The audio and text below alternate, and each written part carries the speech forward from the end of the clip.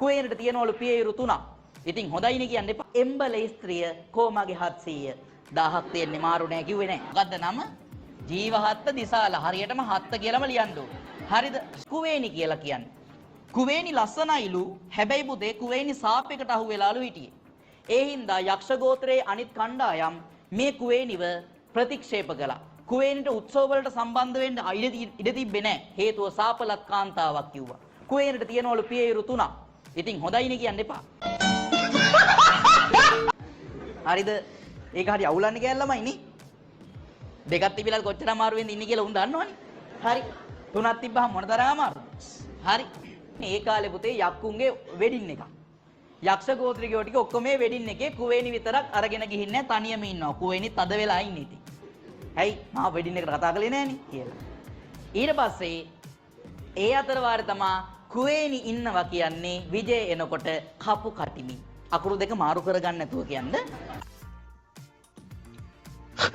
කපු කටිමින් ඉන්නවා.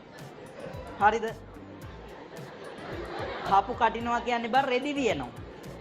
රෙදි වියමින් එහෙම ඉන්නවා. කුවේනි කපු කටිමින් ඉන්නකොට විජය දැක්ක මෙයාව. විජය දැකලා කුවේනිගෙන් ඇහුවා එම්බලේ ස්ත්‍රිය කොමගේ 700 1000ක් තියෙන්නේ මාරු නෑ කිව්වේ නෑ. කොහොම දැන් කාලයක් ගත වෙනකොට විජය කුඩා රාජධානියක් හදාගෙන කුවේනිව බිසව කරගෙන හිටියා. කුවේනට ළමයි දෙන්නෙක් හම්බුණා පුතේ ජීවහත්ත දිසාලා කියලා. මොකද්ද නම? ජීවහත්ත දිසාලා. හරියටම හත්ත කියලාම ලියන්න ඕන. හරිද?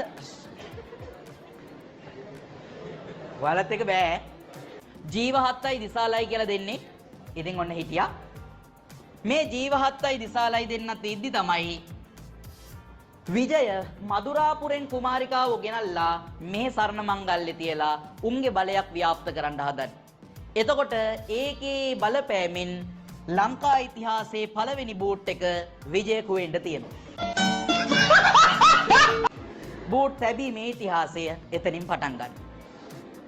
දාර බූටක් කාලා කුවේනි පාරට වැටිලා ඇවිදගෙන යනකොට අනිත් යක්ෂ ගෝත්‍රිකයෝ කුවේනිව අල්ලගෙන අපිව පාවල දුන්න හැතිරි කියලා මරලා දානවා.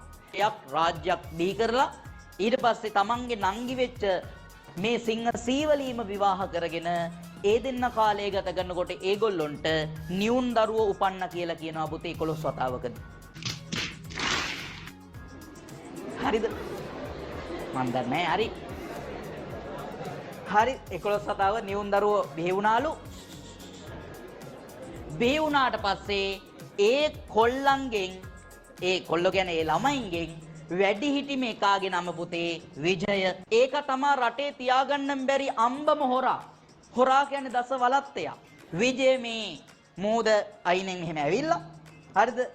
වෙරළට ගොඩ බැහැලා වැල්ල අත ගාලා වැල්ල මිරිකලා. වැල්ල